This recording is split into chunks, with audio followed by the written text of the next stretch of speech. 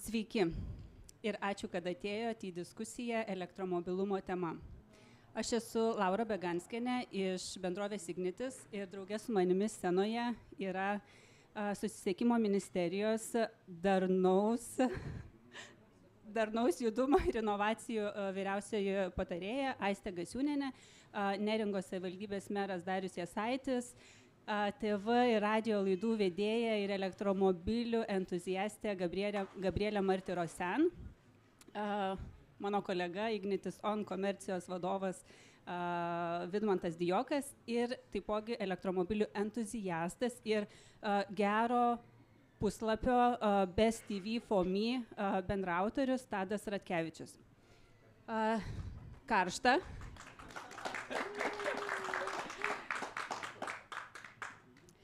Taip, vyksta krepšinis, dėl to tiek gausiai jūsų, bet ačiū, kad atėjot. Noriu paklausti, kiek iš jūsų čia į šitą diskusiją atvykot elektromobiliu? Aha, į diskusiją, ar troleibusas skaitosi, ar ne? Taip, tai, o kiek, dar jau nepamačiau, ar jūs keliat ranką su elektromobiliu, ar ne? Hibridų, įkraunamų. Na štai ir pagauta, bet gerai, nes turėsim ką pakalbėti.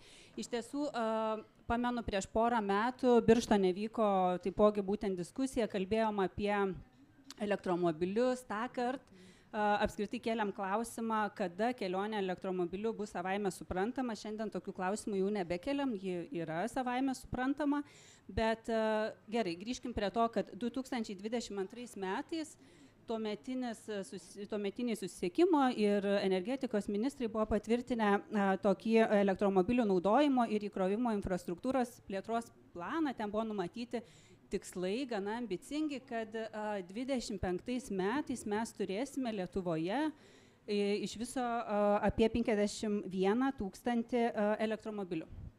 26 ten buvo jų apie 70 000 numatyta ir tais 30-ais iš viso toks šiandien dienai dar ko gero, nežinau, labai netikėtas didžiulis skaičius, 262 000 elektromobilių, kad bus ar ne.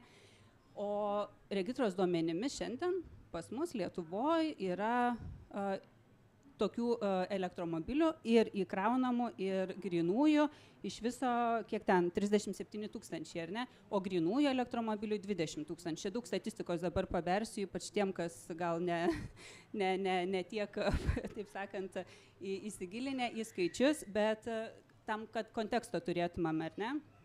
Ir šitie skaičiai, tie 37 000 arba 20 000 grynųjų sudaro 1,1% viso mūsų autoparko Lietuvoje. Mažokai, kaip galvojat? Mažokai, ar ne? Galėtumėm geriau. Taip, Baltijos šalyse 41 000 elektromobilių, jeigu taip žiūrėtumėm per visą regioną. Ir, kaip minėjau prieš tai, klausimo apie tai, kas višta ar kiaušinis, ką čia prieš porą metų vis kalbėdavom ir nemažai ir šitų diskusijų, konferencijų ir panašiai, o apie vištą ir kiaušinį, tai turiu omeny, ar infrastruktūra turi būti pirmiau išvystyta, kad daugėtų elektromobilių skaičius, ar vis tik tų elektromobilių turėtumėm turėti daugiau, kad ta infrastruktūra vystytųsi dar labiau.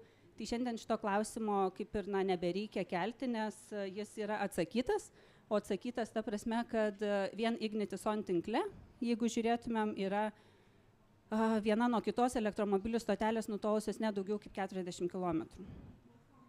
O dar konkurentai mūsų taipogi yra kieti, nesnaudžia, išvystę pilną tų elektromobilių stotelių ir kaip bebūtų gaila, kartais važiuojam pro parkus gražius, elektromobilių įkrovimo parkus turiu omeny ir jie kaip ir liūdi. Bet kita vertus, elektromobilių, tos infrastruktūros vystytojai giriasi įkrovimo kiekio augimu. Tai kaip čia yra iš tikrųjų? Vat ir galvoju. Kaip jūs galvojat, kolegos, diskusijos dalyviai? toj pasitikrinsiu, ką esu pasirašiusi jūsų paklausti, ar ne, apie šitą, kad tyla, švari aplinka, gamta ir geras buvimas, kai važiuoja elektromobiliai, turbūt čia niekas neprieštaraus, kad tai yra daug maloniau negu suodis, dyzelis ir visa kita, kas nėra tai faina. Tai klausimas.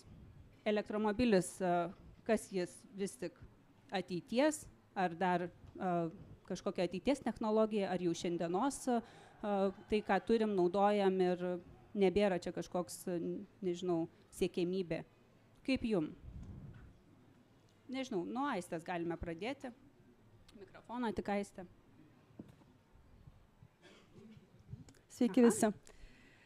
Mano nuomonė, elektromobilis tikrai nėra ateitis, jis ir nėra praeitis, nors ir sukurtas tikrai prieš daugiau negu 100 metų pirmasis. Vis tik tai yra mūsų realybė, mūsų kasdienybė ir tiesiog jų naudojimas su kiekviena diena plečiasi ir tai nebūtinai reiškia, kad kiekvienas žmogus įsigyja elektromobilį. Dažnai žmonės naudoja elektromobilius ir, pavyzdžiui, nuomos elektromobilius arba dalinimosi paslaugų elektromobilius ir tai yra taip pat labai gerai. Ypač turint omeny, kad konkrečiai mūsų Lietuvos problema yra galbūt ne taip spėriai augantis elektromobilių skaičius, kaip norėtųsi, bet labai spėriai bendrai augantis lengvųjų automobilių autoparkas. Ir iš esmės daugiausiai antrinis lengvųjų automobilių parkas. Dėl to, nors ir palyginimui su 20 metais, šiuo metu nuo 20 metų elektromobilių skaičius yra padidėjęs 15 kartų. Jis vis tiek dar kol kas tikrai skęsta bendrame sraute ir įsivaizdavimo, jeigu elektromobilių šiuo metu turime apie 40 000, tai bendrai visas lengvųjų automobilių parkas yra 1,9 milijono vienetų. Tai va čia turbūt ir yra mūsų didysis iššūkis, kad tiek platesnis elektromobilių naudojimas, tiek ir dar svarbiau taršių transporto priemonių atsisakymas turėtų būti mūsų visų prioritetas ir dabar ir visais artėjančiais metais. Tai laba diena, gerbiami dalyviai. Tai praeitis ar ateitis, tai ko gero dabartis, nes ateitis jau turbūt ne, nes jau vairuotojai, netgi vaikai pamatę naujausią elektromobilį, nebėga prie jį išsižioja, kaip dar buvo 1,5 metų atgal, vaikai su tėvais ir visi bėgome žiūrėti, čiupinėti ir apskritai kaip iš čia važiuoja žiūrėti ir kaip veikia. O dabar įmatome galbūt, tai yra Neringoj, nes išgirdęs, kad grinųjų elektromobilių yra apie 20 000 Lietuvoje registruotų, tai mano skaičiai rodo, kad jau šiemet, dar vasara nesibaigė ir metai nesibaigė, mūsų aplankė 7 000 elektromobilių. Grinųjų, apie hibridus duomenų neturim. Tai manom, kad mes kaip miestas darom viską, kad būtume patrauklus. Pareklamuosiu, jog 10 mėnesių Neringą su elektromobiliu galima įvažiuoti su 100% lengvata, tai reiškia nemokamai. Ir 2 mėnesius tik tai 50% lengvata, kur yra suteikta, kurios neturi visi kiti. Tad tikrai verta elektromobilį turėti ir su juo labai nebrangiai aplankyti Kuršių neriją. O šiaip tai tikrai greičiausia priežastis tokia, dėl ko dar žmonės jos neįsigyja, kai kažkada atsimenam, jog siūlydavo automobilius su automatinė greičių dėže, be bėgių.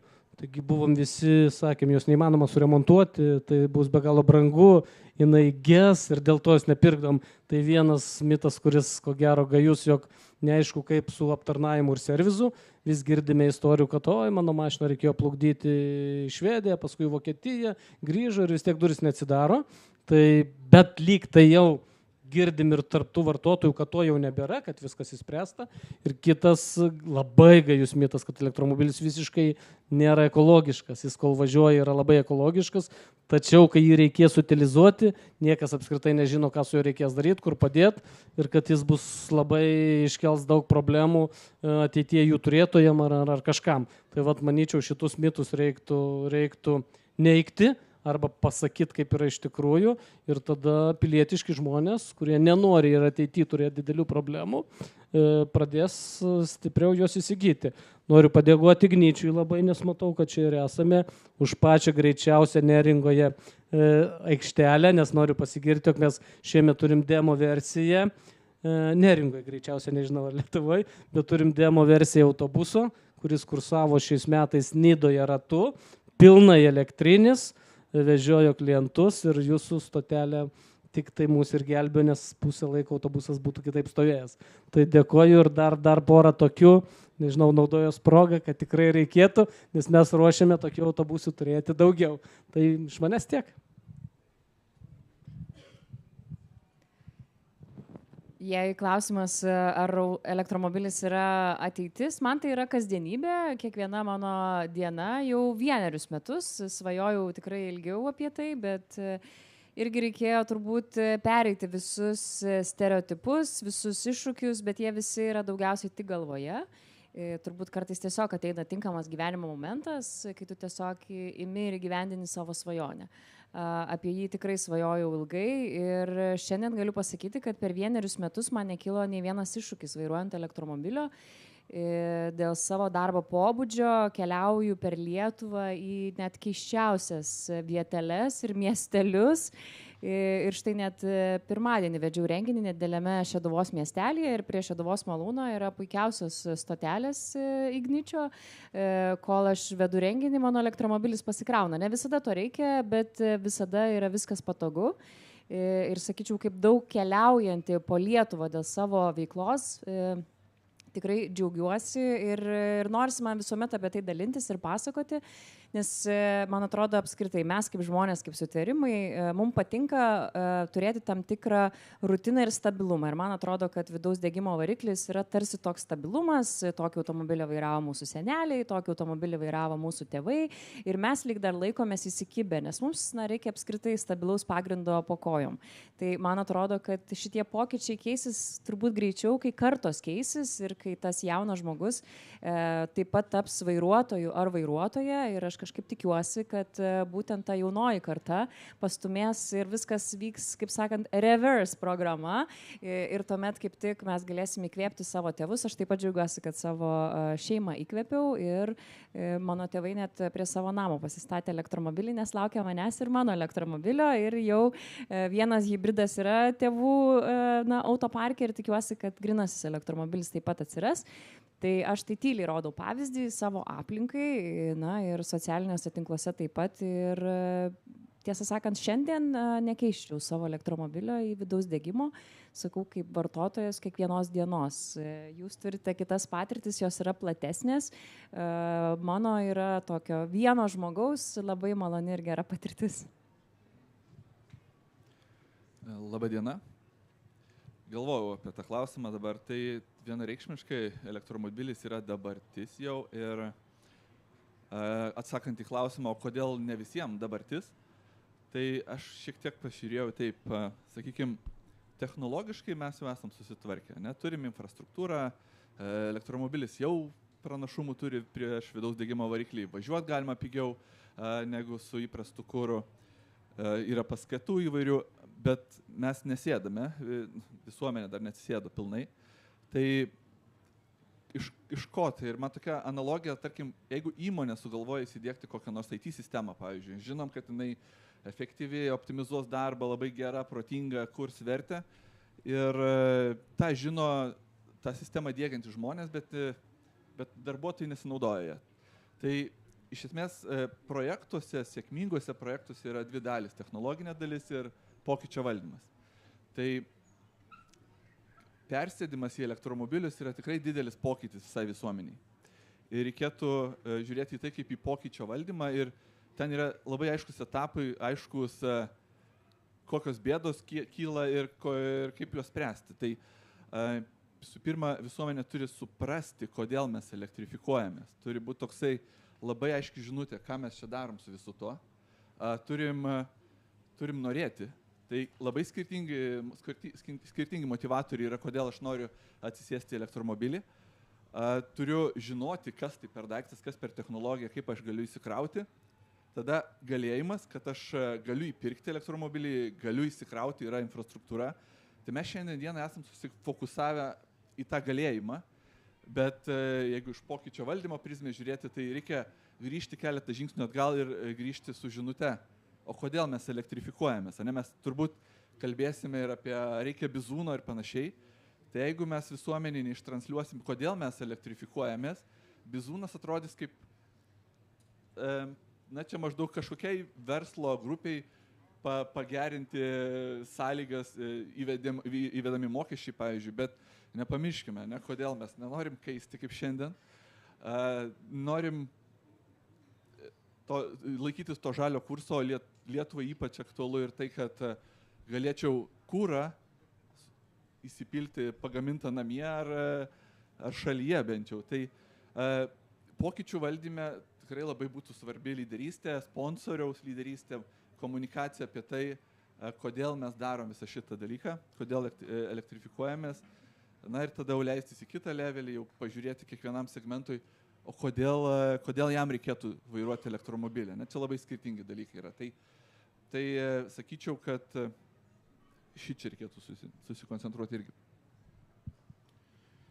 Turim dar laiko, ar ne? Nesibaigia mūsų. Gerai, tai iš tikrųjų mes čia prieš šitą diskusiją galvojam, irgi kalbėjom tarpusavį, sakom, diskusija turėtų būti, kad kažkas paoponuotų. Tai aš iš tikrųjų bandysiu būti galbūt tas žmogus, kuris kitokią nuomonę pasakys. Aš manau, kad tikrai labai gerai, kad žmonės neperka elektromobilių. Ir kuo mažiau jų pirks, tuo man bus geriau, nes man labai patinka sustoti prie sankryžos ir valdyti situaciją. Visą laiką pirmam išvažiuoti, nesvarbu, kiek yra prieki stovi, visus aplenkti. Man tai patinka, kai per žinias pasakoja žmonės apie tai, kaip naftos magnatai OPECas nustatė, pakėlė kainas, sumažino gavybą ir dabar čia infliacija didesnės, benzinas brangs. O man vienodai, nes aš žinau, kad mano kaštai yra 2 eurai 100 km. Saulė šviečia, automobilis kraunasi ir per ūsą galiu šypsotis tik tai į tuos, kurie pergyvena tai, kas ten darosi. Tai aišku, aš čia šaržuoju, bet situacija tokia, ar ateitis, dabartis ar praeitis, tai manau, kad elektromobiliai iš tikrųjų netgi anksčiau už vidaus degimo automobilius atsirado daugiau kaip prieš 100 metų. Bet matyt buvo žmonių, kurie nusprendė ir galbūt netgi įtakojo tai, kad elektromobiliai būtų padėti į šoną ir žymiai sudėtingesni mechanizmai, kurie teršia gamtą, kurie yra visiškai neefektyvūs, buvo paleisti į rinką ir lig šiol mes galvojam, kad tai yra norma. Tai nėra tai blogai, 1% keliuose važinėjančių atrodo tikrai pakankamai, atrodo nedaug, bet pažiūrėjus į, sakykime, Norvegijos pavyzdį, nors visi kalbam, kad čia 100% jau Norvegijoje elektromobiliai, taip, pardavimai naujų automobilių yra artėja 100%, 96,5 man atrodo šiais metais, bet keliuose jau yra vis dar apie trečdalis. Tai mes, kaip sakant, vejamės tikrai per lėtai ir tas greitis turėtų būti didesnis, bet man ta tokia šviesa tunelio gale yra tokia, kad žiūrint į įkraunamų hibridų pardavimus, dabar yra visiškas bumas Lietuvoje. Praktiškai visi, kas perka, tiek pardavėjai patvirtina, kad būtent ieško įkraunamų hibridų. Aš pats buvau ten prieš 7 metus, ar prieš 8 jau. Buvau vienas iš pirmųjų, kuris įkraunamą hibridą nusipirko. Tai, galim paskaičiuoti, panašiai tiek laiko praeis matyti, kai žmonės tie išbandę, kurie netgi irgi dabar Igničio ir kitos stotelės dažnai būna užimtos įkraunamų hibridų. Ir taip iš pradžių taip sutrinku, ar tikrai verta ten krauti, nes pakankamai sąlyginai brangi ta elektra, bet kai paskaičiuoji, kad vis dėlto ir su įkraunamu hybridu dabar įsikrauti viešose stotelėse, mokamose stotelėse jau gaunasi pigiau negu važiuoti degalais. Taip kad viskas yra gerai. O man norisi kažkaip paliesti tą dalį, nebuvo suplanuota kolegos, bet apie kodėl apskritai mes pradėjom kalbėti apie elektromobilius, kodėl jie, kodėl apie būtent elektrą įkraunamus, iš kur tas pirminė idėja, ir ne čia ir Europos žaliasis kursas, ir perėjimas, tai kiek mes kasdien važiuodami, rinkdamės į ką sėdam ar ne ką perkam, kiek apie tai galvojam. Aš tokį truputį atsimenu prieš porą metų pas mus, ne prieš porą, pernai buvom pasikvietę į mūsų forumą vokiečių autoblogerį stiprų ir iš viso istorija su juo buvo tokia. Pasikvietėm, kad atvyktų, kad paskaitytų pranešimą, viskas labai fainai, atvyks ir galvojom, padarysim vakarienę prieš, tiesiog susipažinti, pabendrauti Ir žmogus sako, viskas ok, bet aš esu veganas ir reikia veganiškos opcijos. Aišku, čia Vilniuje rasti restoraną veganišką visiškai ir tokį, kad norėtųsi svečią ar nepasikviesti, užtrukom, bet radom ir labai smagu dėl to. Bet prie ko vedu, kad ir paskui su juo kalbant, jis ir sako, aš apie elektromobilius, aš žiūriu iš plačiau. Tai apie ką ir yra, ir automobilio salonas, ten žodžiu, kad būtų neišodos ir taip toliau, ar ne dalykai. Tai ta iš tikrųjų esmė, kodėl mes iš viso atėjom iki šitos temos. Tai kiek kasdienybėj galvojam apie tai ir ar nepametam tos pirminės minties. Tai gal, nežinau, Gabrielė. Aš dar nors ir ne veganė, bet link to keliauju kokius pastarosius 8 metus ir suprantu, kad mano pasirinkimai tai tikrai yra susijęs su empatija. Ir tai prasideda nuo bendravimo su kitais žmonėmis, nuo mano sąžiningumo, nuo mano požiūrių, nuo mano atsakomybių ir pareigų. Ir man viskas yra tiesiog natūraliai susiję. Aš visada žinau, kad anksčiau ar vėliau aš vairuosiu elektromobilį. Aš visada žinau, kad man yra svarbu bendravimas su visais aplinkiniais. Ir lygiai taip man yra svarbu, ką aš paliksiu po savęs. Manau, kad tokiem žmonėm kaip aš, jiems elektromobilis yra tiesiog absoliučiai natūralus pasirinkimas, lygiai taip pat, kaip pavyzdžiui parduotuvėje paskaityti etiketę maisto produkto ir pasižiūrėti jo sudedamąsias dalis. Tu nesi vien egoistas ir savanaudis, tu žvelgi plačiau ir galvoji ne tik apie savo komfortą, ką aš pritarsiu, man irgi labai malonu yra lenkti visus ir visiems moti ranką. Ir elektromobilių akceleracija iš starto pozicijos yra absoliučiai neįtikėtina, gali pasijusti kaip lenktynėse, tiesa, saugiu leistinų greičiu.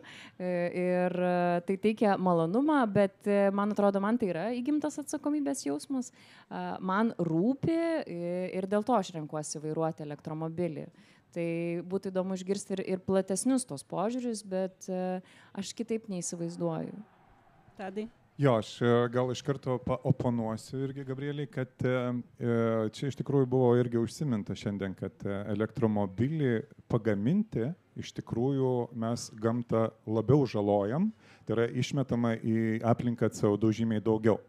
Tai jeigu mes perkame elektromobilį vien tam, kad padėti gamtai, bet jį laikom garaže ir vaikštom peškom arba važinėjom su sportiniu benzininiu automobiliu ir sakom, kad mes žali, tai tikrai gamtai nepadėsim. Yra paskaičiuota, kad jeigu tu nusipirki elektromobilį, reikia pravažiuoti bent apie 60-70 tūkstančių kilometrų, kada tu jau pradedi gamtai būti draugiškesnis. Tai tą irgi nereikia bijoti pripažinti. Taip, tiesa, elektromobilį pagaminti kol kas yra taršiau, bet aš pats 70 tūkstančių kilometrų pravažiavau per 2 metus. Tai dabar jau visi likę metai ir to elektromobilio ir po manęs, kas važinės, jau mes gamtai esam žymiai mažiau taršus. O perdirbant, irgi galiu atsakyti, tiek bateriją, tiek visą elektromobilio korpusą 96-97% visų detalių ir baterijos yra perdirbama, pernaudojama ir tikrai yra mitas, kad elektromobiliai, sakykime, išmetami ir ten kalnai jų paskui teršia gamtą ir viskas. Tai tikrai taip nėra. Aha, pagaminti yra viena, bet dar visas kitas paskui išlaikymas, priežiūra, turiuomenį, tepalai, visokie dalys, detalės, ten kas tik nori, ar ne, tai kaip šitą, jeigu skaičiuosim, tai, nežinau, Vidmantai, gal tu turėsi? Ne, neskaičiau aš.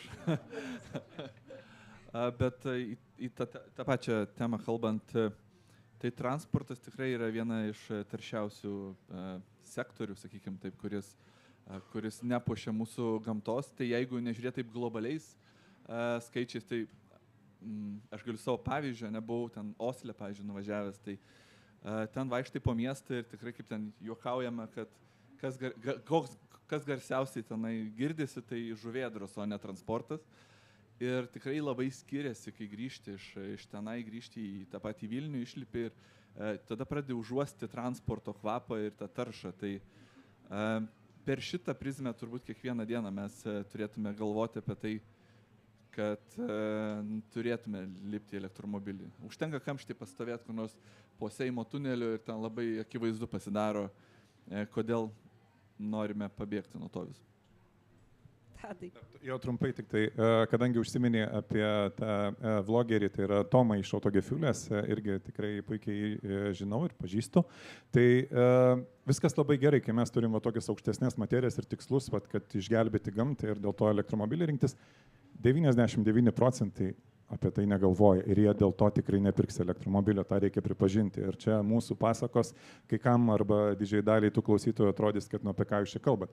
Tol, kol nebus finansiškai naudinga įsigyti, važinėti ir turėti elektromobilį, mes negalėsim kalbėti apie masišką jų adaptaciją.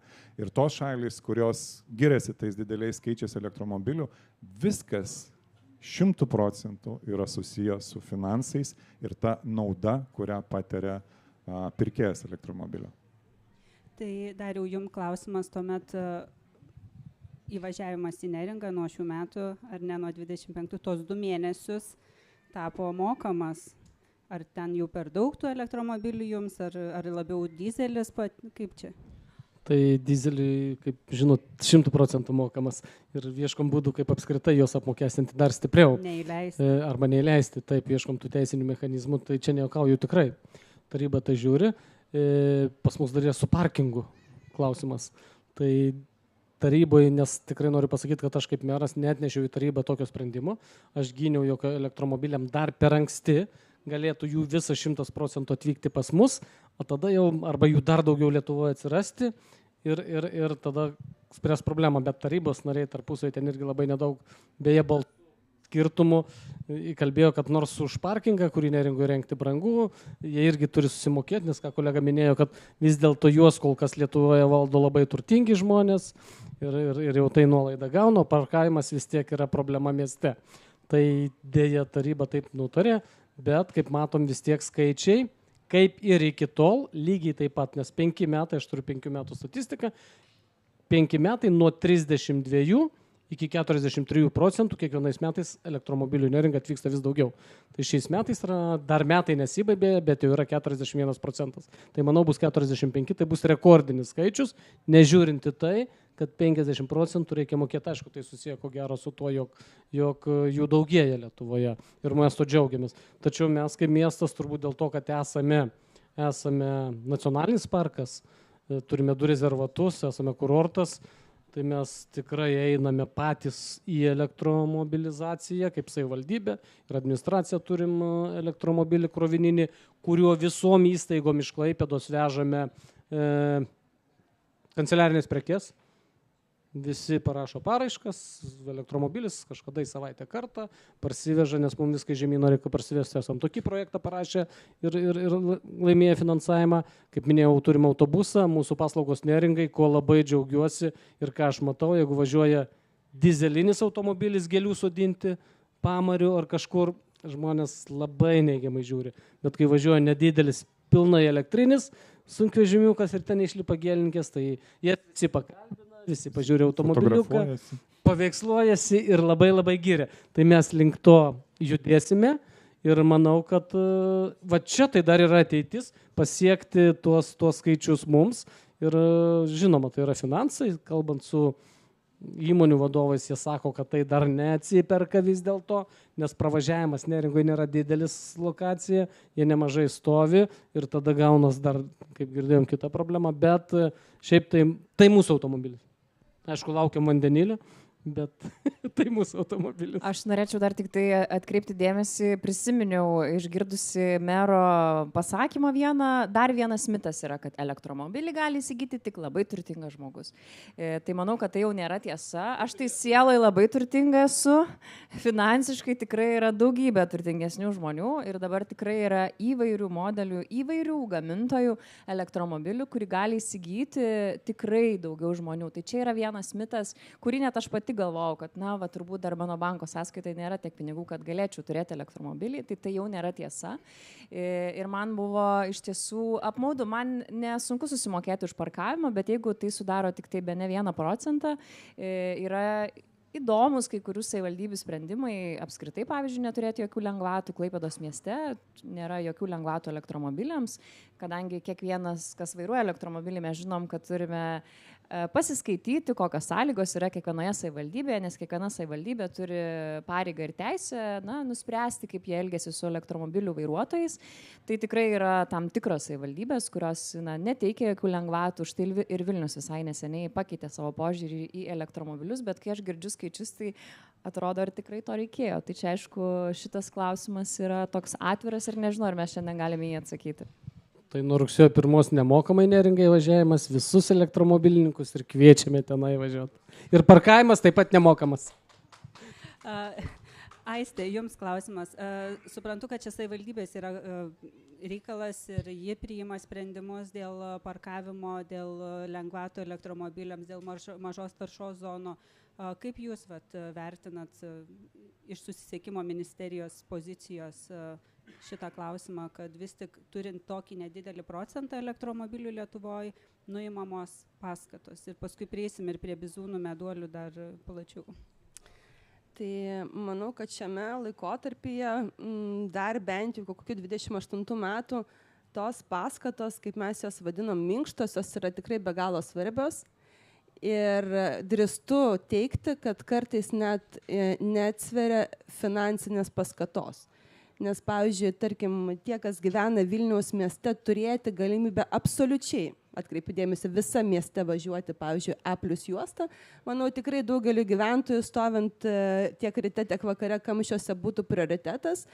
Kaip ir, pavyzdžiui, tas pats nemokamas parkavimas, kur žmogus įsigijęs elektromobilį, kad ir be finansinių paskatų, tarkim, miesto centre dirbdamas, galėtų ten drąsiai jį priparkuoti, drąsiai krauti, nes stotelių yra jau daug dabar ir visur, ir gerai jaustis, ypač turint omeny, kad yra tikrai nemaža dalis gyventojų, kurie atvyksta ir į centrinę dalį iš mikrorajonų, iš daugiabučių, kur nėra galimybės įsikrauti namuose ir tas krovimas darbovietėje arba mieste yra itin svarbus.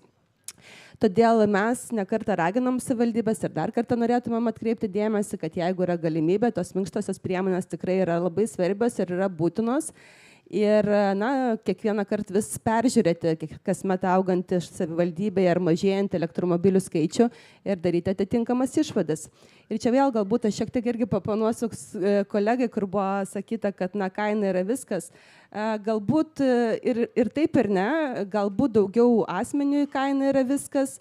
Dabar labai didelis akcentas europiniu lygiu vis tik yra vedamas tai būtinai plėtrai, kuri nėra tokia sparti ir visoje Europos Sąjungoje, kaip ir Lietuvoje, mes nesame jokia išimtis, visur yra iššūkiai. Vis tik didesnį akcentą dėti įmonėms. Ir didesnės paskatas arba ribojimus, apie ką mes kalbėsim, būtent nukreipti įmonės. Kodėl? Todėl, kad įmonėm esminis dalykas yra ne įsigijimo, o eksploatacijos kaštai, taip. Ir turint omeny, kaip kolegos buvo klausta, kad kiek kainuoja išlaikyti, tai drįstu teikti, kad žymiai pigiau, vien tik dėl to, kad yra žymiai mažiau detalių ir žymiai mažiau įvairiausių ten aptarnavimo, remonto darbų yra reikalinga. Todėl, kaip sakyt, reikėtų žiūrėti turbūt atskirais sektoriais, atskirom grupėm. Ir kaip kolega gerai paminėjo, turbūt esminis mūsų akcentas šiai dienai turėtų būti ne kažkokios finansinės ar minkštosios ar kažkokios paskatos, bet turbūt pirmiausia žmonių mentaliteto formavimas. Nes pripažinkim, lietuvaičiai esam konservatoriai ir dar galbūt ir iki šių dienų dažnai sankryžoje, kuri nereguliuojama, važiuoja pirmasnis tas, kuris didesnis. Ir dažnai tai yra normalu teikti, kad turiu automobilį, neturiu, tai kodėl. Ir tikrai labai džiaugiuosi, kaip gerai kolegė paminėjo, kad tikrai labai didelę viltį dedam ir mūsų pačių pokytį, nes pradėkime nuo savęs pirmiausia, ir neturiu meni tiek asmeniškai, tiek verslus, tiek viešai sektorių, bet ir jaunąją kartą. Ir kaip ir norisi pabrėžti, elektromobilis tai nėra viskas, kas gerai. Yra irgi savi iššūkiai, ar ne? Todėl svarbu mums pirmiausia suprasti, kad kaip pakeisti savo judumą. Nes didžiausios bėdos, apie ką mes kalbėjom, kad vis tik yra gamtos tarša pati, ką teršia transporto sektorius. Ir visiems elektromobilis nebus, kaip sakyt, variantas išsipildyti, nes jie visur privažiuos, ne visur būna, ne visi įsigyja ir panašiai. Tai žodžiu, tiesiog pasikeisti keliavimo įpročius ir ten, kur yra galimybė nenaudoti asmeninio automobilio, tiesiog jo atsisakyti. O kur yra galimybė, tiksliau, kur yra būtinybė jį naudoti kaip asmeninio automobilį, ten galvoti variantą, kaip jį pakeisti mažiau taršių. Tai tiek. Dėkui, aš galvoju, dar norėčiau apie, žinot, sugrįšiu prie tokio momento prieš kokią porą savaičių apie mitus truputuką. Ir tuo pačiu ir mes tokiam burbulė savo esam, didžioji dauguma čia sėdinčių, kur atrodo tiek jų kalbėta, tiek pasakyta apie, ir tarsi nebėra klausimų. Važiuoja tie elektromobiliai, Gabrielė neleis pameluoti, iki Talino būtų užtekę, ar ne? Vienos įkrovos. Aišku, jeigu mes kalbam apie apynaujų elektromobilį, dar susiduriama, kas buvo visiškai man netikėta ir įdomi jūsų nuomonė ir jūsų burbuluose yra tokių, kur draugė, ar ne, sako, klausia, koks tavo kitas bus automobilis, gal sakau elektromobilis, aš nenoriu 6 valandas važiuoti iki Palangos. Ką atsakytumėt? Kaip? Išsinuomoti elektromobilį ir pabandyti pavažiuoti su juo. Tai labai lengva sėdėti ant sofos ir įsivaizduoti, kad 6 valandas aš puikiausiai, kaip ir sakiau, kadangi važiuoju vesti renginių į visą Lietuvą ir į Palangą, važiuoju leistinu greičiu, tikrai leistinu, ribinių leistinu ir viskas yra tikrai labai puiku, tai tiesiog reikia pabandyti, o visi mes galim patogiai įsitaisę, apsidėlioti stereotipais, pasiteisinimais ir to tiesiog nedaryti. Čia kaip ir žinot, valgyti bulvių traškučius ir norėti pilvo preso. Tai man skamba labai panašiai. Čia iššoks ir aš truputį, tai su to pabandymu. Tiesą sakant, Osle irgi vienoje konferencijoje klausė, ko reikėtų, kad staiga visi sėstume ir vienas Norvegijos lenktynininkas ir sporto komentatorius sakė, tai tiesiog reikia, kad pabandytų visi. Tai su tuo pabandymu prisiminiau ir istoriją, vienas kolega pasakojo apie tai, kaip vieno EV gamintojo automobilių pardavimo procesas atrodo.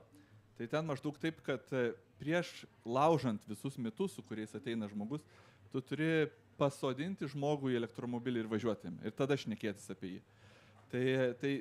Tai čia vat ir yra tai, kad kaip optimizuojamas pardavimo procesas. Iš esmės, jau kai pavažiuoja, tada jau suprantate, kito lygio patirtis ir kalbam tik tai apie kainą, taip, ir tam tikras techninės detalės. Tai tas pasodinimas galėtų būti, pavyzdžiui, nežinau, privalomas kažkiek valandų važiavimas belaikant teisės, pavyzdžiui, ne? Tai kad paskui galėtų lygintis, ką reiškia važiuoti tuo ir kitu elektromobiliu ir netgi duoti žinių, nes šiek tiek skiriasi elektromobilis kaip daiktas nuo vidaus degimo variklio ir jeigu neturi tų žinių, irgi gali būti tas lūkestis ar patirtis kažkokia kitokia. Tai tokios mano fantazijos.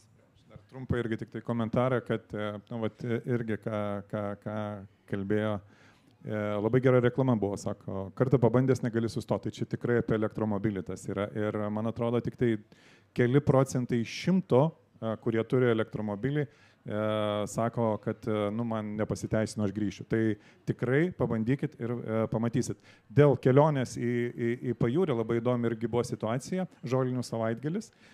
Kalbam po žolinių savaitgalio, nuostabus oras buvo, visiškai praktiškai jokių kamščių. Kabutėse ir kalbu ir sakau, jo, važiavom mes irgi, bet sakau, šiek tiek užtrukom, ten apie nepilnai 4 valandas, sako, tikrai 4, sako, mes tai 6 važiavom su benzininiu. Sakau, palaukėte, tai kur jūs užtruko tiek, ten nereikėjo stot, kraut ar panašiai. Sako, mes vis tiek stojom prie tualetų ir įsivaizduojat prie tualetų eilės. O kadangi mes irgi sustojom pasikrauti, nors ir nereikėjo, elektromobilių krovimo parke eilių jokių nėra. Taip kad netgi jeigu turite benzininį automobilį, sustokite elektromobilių krovimo parke ir nereikės laukti. Aš dar turiu irgi jokingą pastebėjimą, kad kai važiuoju su elektromobiliu, tikrai nestoja nei sumuštinio, nei dešrainio. Tai sakyčiau, net ir fiziniam kūnui yra naudos. Kaip jūs, Dariau, manot, kiek užtrukot atvažiuoti? Nesakysiu. Su hibridu neįkraunamu. Nesakysiu, bet beje, tualeto 2 vietose ieško, visur mokami pasirodo, po biudžetnikai grinųjų nebeturi. Tai buvo problema, bet ko gero pasakysiu, kad jeigu kitais metais vyks toks renginys, tai ko gero, kad aš jau atvažiuosiu elektromobiliu. Nes tikrai šeimoje diskutuojam apie tai, o dėl pabandymo tai be galo džiaugiuosi, kad įmonės, kurios pardavinėja elektromobilius, tikrai renkas vasarą pas mus juos pareklamuoti. Ir tikrai, ką jūs kalbate, tai pabandymas privartinis, gal laikant teisės, taip grubiai skambėtų, bet kurortuose, kas polsiauja Vilniuje, kada žmonės yra ir gal kamščių, kada nėra, kada galima pravažiuoti, tai būtų labai įspūdinga, nes įsėdus ir, ką jūs sakot, paspaudžius ypač Nidos aerodrome akceleratorių, kur nėra ženklų, tai nėra daugiau tokių automobilių, kurie taip gerai važiuotų. Nežinau, ar tai nėra per pavojinga jau. Kaip jūs, Aiste, ar susidurėt dar su šitais tokiais laiko įsivaizdavimais ir kaip pačiai? Na, turbūt, kaip čia sakyti, visuomenė yra labai tų skirtingų pozicijų, kada tas perėjimas yra reikalingas, kokie yra pliusai, kokie minusai. Ir čia visą laiką, jeigu turbūt nenori, visą laiką surasti 100 argumentų, kodėl tai yra negerai. Tai yra natūralu, vis tik norisi grįžti prie to, kad visuomeniai turbūt pirmiausiai reikia aiškiai, kaip ir jūs minėjote, ištransliuoti tą žinutę, kodėl tai yra svarbu ir kodėl kiekvieno mūsų indėlis yra svarbus. Ir irgi pasakysiu tokį paprastą pavyzdį. Dažnai girdžiu iš pačios visuomenės, tai ką čia ta Lietuva, tai ką čia ta Europos Sąjunga, pažiūrėkit va pasaulio, čia visa Kinija, visa Amerika ir panašiai, ar ne? Na vis tiek pavyzdys turi būti, nuo kažkas tai turi prasidėti, kažkur turi būti ištakos ir kažkas tai turi vėliavą nešti. Aš nesakau jokių būdų, kad Lietuva čia tą vėliavą neša, bet bendrai europinės pastangos visos globalizacijos prasme yra labai svarbios.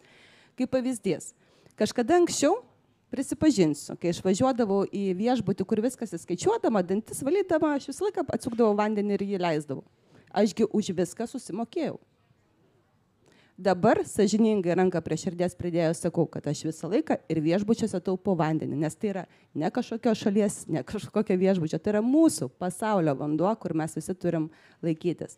Taip pat ir čia su kelionėm ir ar ne, mes galim skaičiuoti vienaip, skaičiuoti kitaip ir pliusus ir minusus, bet pirmiausia norėtumėm, kad žinotumėm, kodėl tą darom, žinotumėm, kaip mes kiekvienas galim prisidėti ir suprastumėm, kad kiekvieno mūsų prisidėjimas yra be galo svarbus. Tadai, čia jau nuskambėjo ir Gabrielė minėjo, kad elektromobilis nebėra tarsi tų, kas turi daugiau pinigų transporto priemonę. Ar tikrai? Jo, įdomus faktas. Aš su elektromobiliais draugauju jau daug metų ir domiuosi jais. Ir kadangi šiaip čia elektromobiliai yra mano hobis. Aš esu bankininkas, finansininkas, tai šiek tiek skaičiuoju. Ir aš jau prieš 4 ar 5 metus sakiau, kad bet kuris naujas elektromobilis, jeigu jį įsigijat ir nuvažiuojat per 5 metus bent 100 000 kilometrų, įskaičiavus visus kaštus, kokius jūs patirsit, bet kuris elektromobilis jums bus pigesnis. Čia faktas. Kas su manim norit ginčytis, galim kalbėti. Atpirkimo vertės, visa kita, be abejo, bet čia irgi galima tai apeiti.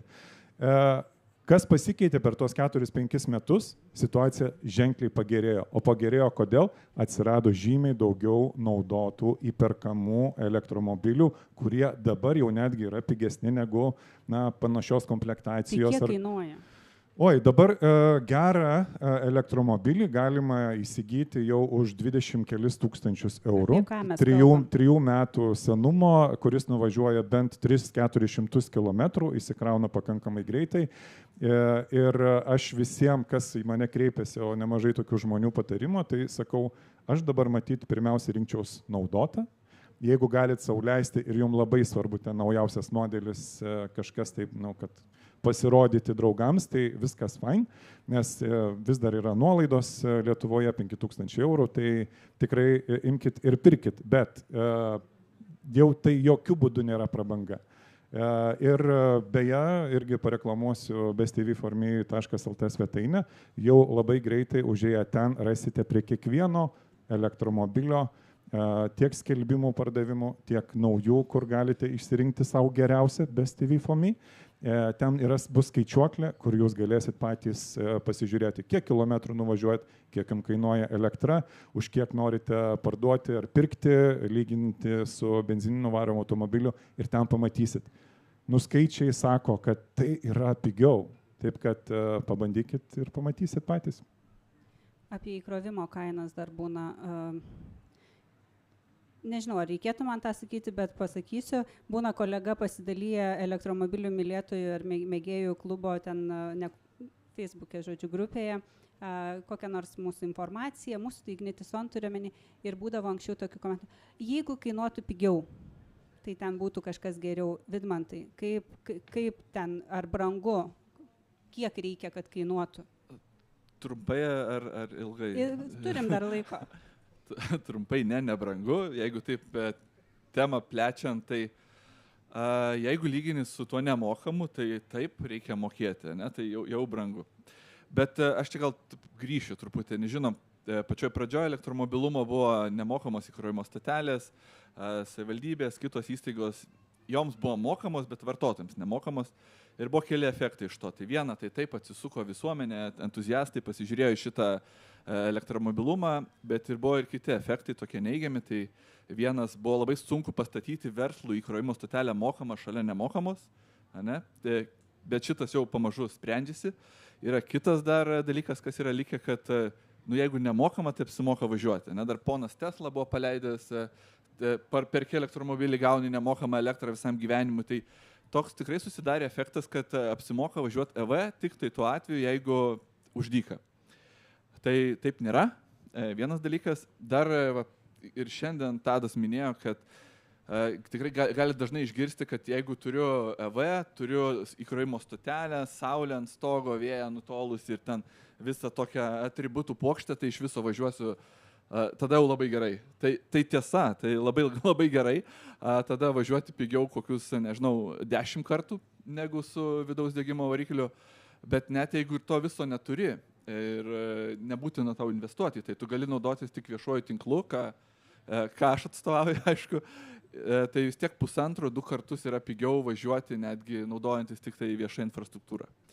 Tai vėlgi skaičiuot galim labai paprastai, 20 kWh, statistinis elektromobilis naudoja 100 km, įkrovimo kaina apie 30 centų, tai 6 eurai 100 km, tai degalų nupirksite, dar gerai, gali kokią akciją pasigauti, tai susimažinsi iki 5–4 eurų 100 km. Tai nusipirksi kūro įprasto 3 litrus, 4 litrus. Tai taip, yra tokių dizelių, kurie važiuoja su tiek, bet yra ir elektromobilių, kurie naudoja 10 kWh. Tai visumoje tikrai važiuoti elektra yra pigiau ir dabar pastebėjo, turbūt vasarą kainas nuleido daugelis operatorių, tai dabar jau to klausimo neturėtų būti. Jo, aš čia gal tik tai pridėsiu irgi, kas buvo paminėta, kad Lietuvoje įvyko proveržis, matyt, šiais metais, kai infrastruktūros jau yra tikrai daugiau negu reikia. Jau ir prieš tai buvo gerai, dabar yra labai gerai. Mums tikrai pavydi kaimynai, mums pavydi Europą ir ko labiausiai pavydi tai kainų. Nes aš pats prieš nepilną mėnesį buvom Italijoje, irgi bandžiau eksperimentą, išsinuomavom elektromobilį, tai krovimo kilovatvalandė man kainavo eurą. Tai Lietuvoje yra ženkliai pigiau. Aiste, kaip iš valstybės pusės ar ne, kai atsirado nemokamos tuo metu ten kelių direkcijos tos stotelės, ar ne, ar numatėt, kad kai reikės sugrįžti ir reikės mokėti, tai... Taip, tai čia buvo spręsta ta amžiaus dilema višta ir kiaušinis, kuri tuo metu prieš maždaug 10 metų buvo itin aktuali ir vis tik buvo nuspręsta ir užsienio šalių pavyzdžių, kad ta pirminė viešojo sektoriaus įrengta infrastruktūra yra labai svarbi ir kad taip ateina tam tikras laikas, kai reikia atsisakyti jos, kai jau prasideda verslo iniciatyvos ir gali ir kolegos patvirtinti, kai verslas indikavo tą poreikį, pabiški buvo ir priimti sprendimai, kaip tos plėtros nestabdyti. Įsivaizdavimu tarp kitko, grįžtant prie to nemokamo įkrovimo, taip, mes irgi dar turim tą mentalitetą, kad važiuosim krautis ten, kur yra nemokamai. Nemokamai nieko nėra, atkreipiu dėmesį, vis tiek kažkas už tai moka, čia irgi turbūt reikia turėti omeny, bet yra tautiečių ir vieną kartą, kai tautietis nuvažiavęs vieną stotelę, jinai buvo sugedusi, skambino ir klausė, ką daryti, tai ką man dabar daryti, tai sakau, šiaip yra ir daugiau stotelių ten aplinkui aš matau. Tai sakau, ką jūs, tai čia kiek čia tų stotelių Lietuvoje? 20. Tai sakau, žiūrėkit, atsidarykim kartu žemėlapį, kam įdomu, toks puslapis yra ev.vialietuva.lt. Tai ten yra visų operatorių skelbiami duomenys apie įkrovimo prieigą. Šiai dienai pagal sistemos duomenys yra 3500 įkrovimo prieigų Lietuvoje. Tai jų tikrai yra nemažai. Tikrai yra daug reikalingos informacijos visiems, kurie keliauja ir pagrindiniais, ir krašto keliais, susirasti, drąsiai keliauti ir susirasti, kur įsikrauti. Ir ateityje, mes vis tik didžiausią tą proveržį matom ir toliau privataus sektoriaus iniciatyvą. Ir šiuo metu yra teikiama finansiniai paskatinimai, stengiantis išlaikyti tą infrastruktūros plėtrą, bet visgi norisi atkreipti dėmesį, kad čia nemažiau svarbus yra ir savivaldybės indėlis, nes vis tik ne visur privatus sektorius gali įrengti įkrovimo infrastruktūrą, nes yra dalis ir žemės, kuri valdoma savivaldybės. Tai savivaldybės taip pat yra agituojamos ir savo planuose tą yra numačiusios, kad visur, kur žmogus sustoja keliaudamas elektromobiliu, ar prie darželio, ar prie mokyklos, ar prie gydymo įstaigos, ar prie sporto klubo, ar prie, prekybos centro, visur jis turėtų galimybę įsikrauti, kad galėtų keliauti drąsiai. Nes didžiausias turbūt iššūkis, ką visi patyrė kolegos, kurie persėdo į elektromobilį pirmą kartą, kaip visi žiūri į prietaisų skydelį, kiek man tos baterijos liko ir oi, jos kaip mažėja. Tai tikrai dabar su įkrovimo infrastruktūra galim būti ramus, kad tikrai nebus sudėtinga surasti ir pasikrauti elektromobilį. Čia gal pridėsiu nuo savo tinklo, nuo Ignisono.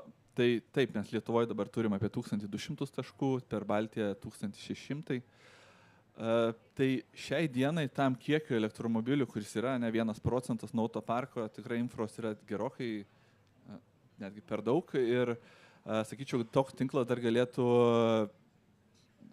kokius 4 kartus daugiau elektromobilių aptarnauti, bet tą plėtrą irgi esam nusimatę ir toliau yra ir viešoje erdvėje apie paramas gautas, esam nusiteikę į tam tikrus kelius, į tam tikrus elektromobilių, kitokių segmentų, sunkų į transportą, tai ta plėtra ir toliau tęsis ir kai automobilių parkas plėsis ir bus ten 10-30% viso, tai vienareikšmiškai ta plėtra dar irgi vyks, nesustosim ties to, tai bet dabar yra tikrai gerai, Tadas visada randa, kur įsikrauti, tai stengiamės dėl jo. Ir dėl Gabrielės irgi. Ir Gabrielės, taip. Dariau, aš mačiau, jūs taip reagavo dėl tų nemokamų, buvo savivaldybei rakštis šitas? Čia pernai. Ne, tai galbūt jos būtų ir likę, jeigu nebūtų atsitikus ta krizė su elektros kainomis, kada savivaldybė už vieną aikštelę berods esam sumokėję ar ne 12 000 eurų už mėnesį. Tai tada mes tokios paramos, mes tada kalbėjom, kad panaikinkit PVM-ą, nes valstybė ar nuo šitos kainos, sakykime, 50 centų gauna 21 centą PVM procentą. Ir sako, jūs remkite savivaldybę. Ką reiškia remti valstybės biudžetą, remti elektromobilius ir jūs mus tiesiog smaugė. Tai susitarkim, kad jeigu remiam visi, mes apmokam elektros kaštus, kurie yra, apmokam galės, bet tai valstybė tada irgi remkite, nebeimkite elektromobilių PVM ir viskas buvo už elektrą ir tada matom, kad visi susitarėm, bet čia jau praeitis, tai buvo problema, nes tada arba visos turėjo būti nemokamos, arba visos mokamos, nes kai pastatė verslas mokamų, tai prie nemokamų vis tiek buvo eilė ir pykčiai, o prie mokamų nebuvo nei vieno, nors ta kaina stengiasi, kaip sakyt, būtų tokia padori, sakykime, kiek jinai galėjo būti tuo metu, bet dabar Neringoje jau turim 28 kabelius, sakykime, ne vietas, bet kabelius. 36 vietas esam numatę, aišku, dabar vėlgi tas privedimas, atvedimas, pačios brangiausios vietos liko. Pasakysiu, kad vienos vietos rengimas yra nuo 80 000 pagal ESO sąlygas iki 13. Visos, kurios buvo pigesnės, mes atvedėm, padarėm ir su verslu bendradarbiaujam ir tuo džiaugiamės. Tačiau, kai pas mus koncentracija, aišku, tokia didžiulė elektromobilių yra, tai mums, aišku, liūdna, kad tai yra pikas, ten 3 mėnesiai, po to 9 mėnesiai jas vegetuoja ir verslui galbūt nelabai patrauklu ateiti tuo metu būna, kada nėra stabilumo, bet mes surandam bendrą kalbą ir manau, kad tas parkas turi plėstis, nes negali būti taip, kai būdavo kažkada, kad ne vienas draugas mano elektromobilį atsiųsdavo nuotrauką, kad veža centralą iš Neringos. Tai to jau 1,5 metų tokios ne vienos nuotraukos negavau. Priminėt vieną momentą, važiavau iš Klaipėdos ir tikrai daug tralų mačiau, ant kurių važiavo elektromobiliai, daužti beveik visi. Tai tikrai matosi, kad į antrinę rinką irgi jau ateina daug elektromobilių, nes važiuoja iš Amerikos tikrai. Dėja, tokiu būdu, bet lauksim ir naujų, aišku. Tai, ką Darius sakė, tai antrinimas Aistei, kad nemokamo nėra, kaip bebūtų kažkas už tai vis tiek susimoka, ar ne? Tai čia apibendrinant. Diskusija mūsų į pabaigą, ta valanda šitame šiltnamyje prabėgo labai visai greitai. Paskutinis klausimas, čia kalbėjau apie tą meduolį bizūną. Įsivaizduokim, kad galim, taip sakant, pasileisti plaukus ir pasvajoti, ką vieną meduolį paliktumėm ir ką vieną bizūną įdėtumėm, kad vis tik tas elektromobilumo šuolis dar labiau šautų į dangų. Vienas meduolis, vienas bizūnas. Nuo Dariaus tada, nes... Nežinau, gal aš prašausiu, net atvirai pasakius, dar net nežinau, ar elektromobiliam taikomas PVM-as ar jau ne. Perkant fiziniam asmeniu reikia mokėti? Fiziniam jo.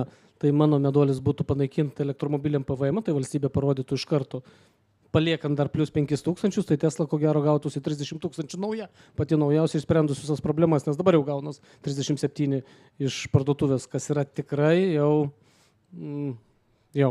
O visiems taršiem atrasti būdą, kaip arba registruojant jiem dar didinti mokestį, arba tiek apžiūras, kaip sakyt, branginti, kurie yra labai taršus. Ir mes po 2 metų čia tokius skaičius malonius turėsime ir būsime Europoje, kaip sakyt, neaplenksim tų, kurie jau 100% perka naujus, bet nebūsim ir viduryje, būsim priekį. Jo, čia jau saulė pasislėpė truputėlį, tai aš nusimsiu akinius, kad nesislėpčiau ir matytumėt mano akis.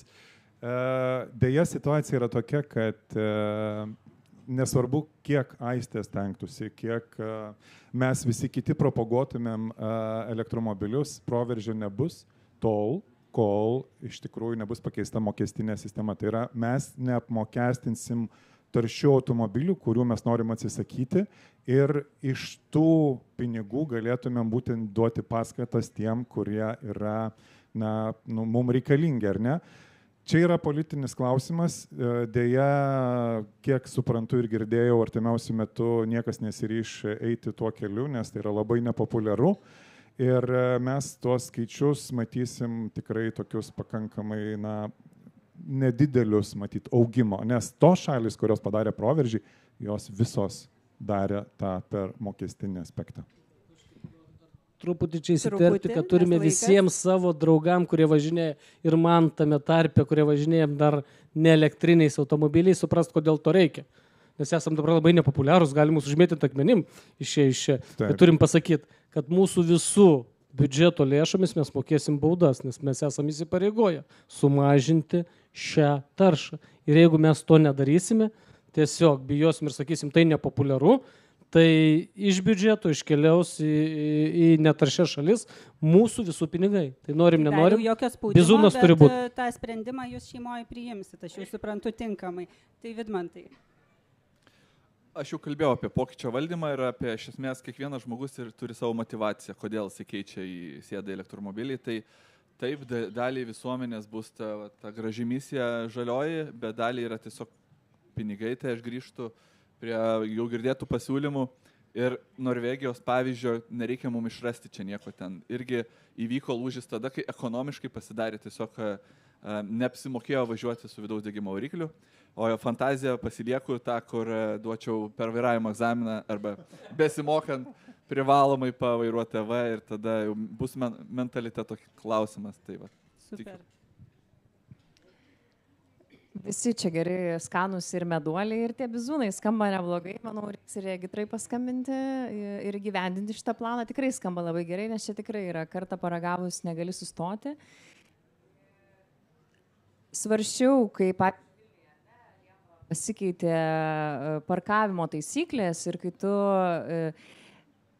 gražus, švarus, tvarkingas elektromobilis nori stovėti miesto centre ir tau yra nemokama valanda, o tas, kuris tikrai teršia mūsų miestą, pati daug metų gyvenu miesto centre ir langų geriau neatsidaryti, nes suodžiai bus ant palangės, ant augalų ir visų tavo daiktų, iš esmės nebelieka skirtumo. Tai bent jau meduolius palikti elektromobilių vairuotojam, o bizūnus, manau, tikrai turi sugalvoti aukštesni lygiai, tikrai ne kaip aš kaip vairuotojas, bet Mano asmeninis pavyzdys, mano dabar jau galiu sakyti šeimos, pas mus yra vienas grynasis elektromobilis ir vidaus degimo variklis, tai jeigu jau žinokit lenktynininkas gali svarstyti, kad reikia važiuoti su elektromobiliu, tai manau, kad nenusimilkim, kažkaip viskas tikrai bus gerai.